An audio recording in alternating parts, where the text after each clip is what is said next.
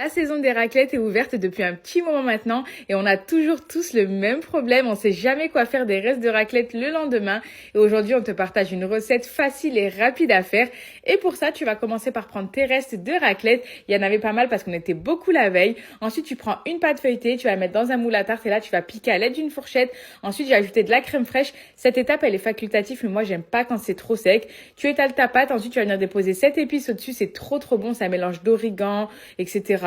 Ensuite, tu viens mettre tes petites pommes de terre de la veille que tu coupes en rondelles. Ensuite, au-dessus, tu viens déposer le jambon, vraiment tout ce que tu as pris la veille, la dinde, les saucisses. Vraiment, tu mets tout ce qui te reste. Et ensuite, une fois que tu as terminé de mettre vraiment tout ce qui te reste, tu viens déposer les fromages à raclette qui te restent de la veille aussi.